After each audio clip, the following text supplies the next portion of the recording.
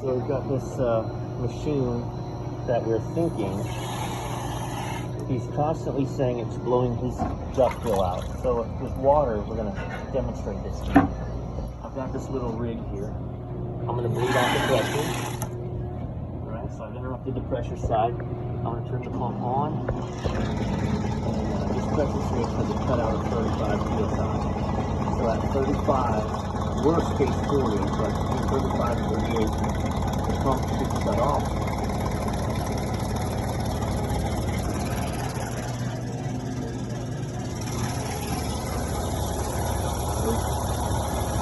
So 40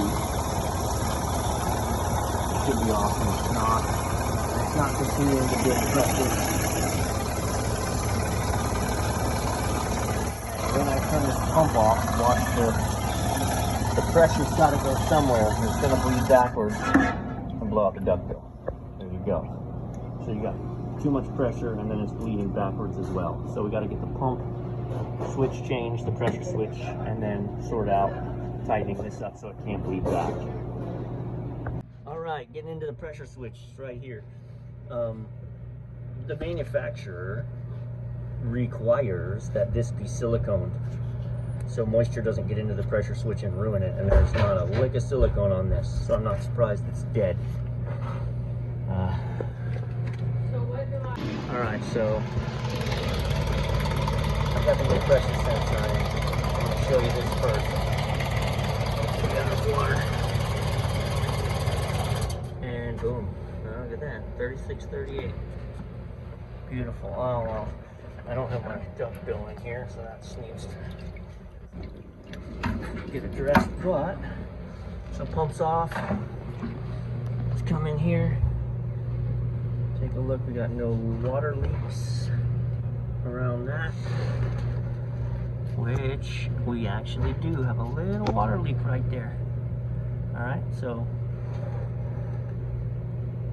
let's see if we can't get a better eye on that. Hang on. All right, so yeah, there it is. See?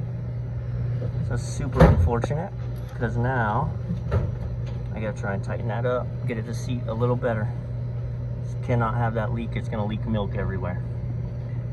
It's awesome when you can get it on the first shot, but it happens.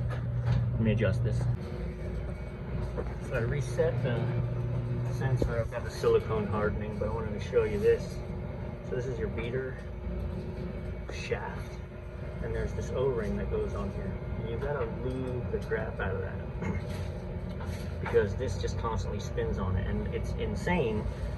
But that rubber wears away the metal, and you can see it's just going to be a matter of time before this beater shaft doesn't seal anymore, and it's going to leak out the back.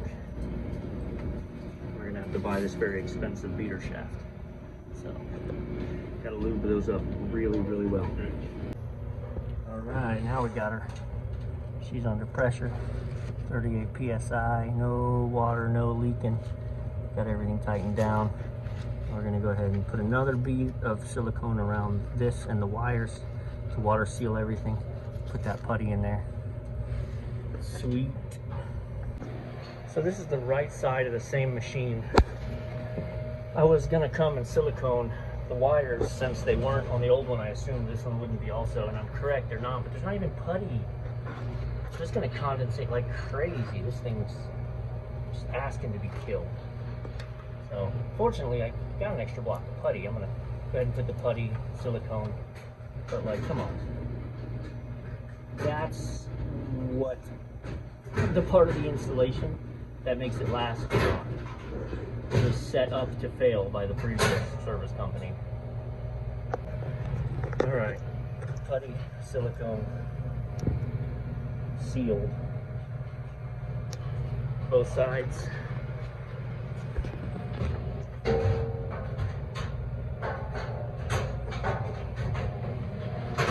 So you need silicone not only where these wires connect, but right here where this gap is.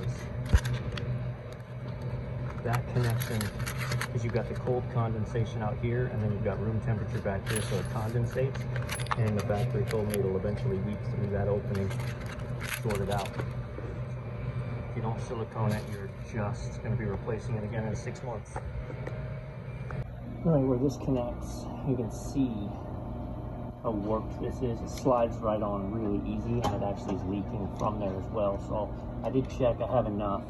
So I'm going to trim this back, just fresh hose, take care of that leak. I haven't used this side in a hot minute because this pressure switch has been dead for a while. So I don't want to fire it up and then find we have other problems we could have addressed now while it's not under pressure. So, right, so left side beater will come on. Right side beater, when I try to turn it on, it says head switch. That's this. I actually ohmed it out, and it's OL, so the actual head switch is bad. So I'm gonna bypass it because it still runs on the other side. So they're up and running till we get that head switch replaced. All right, so with it jumped out, I want you to see now, it'll run.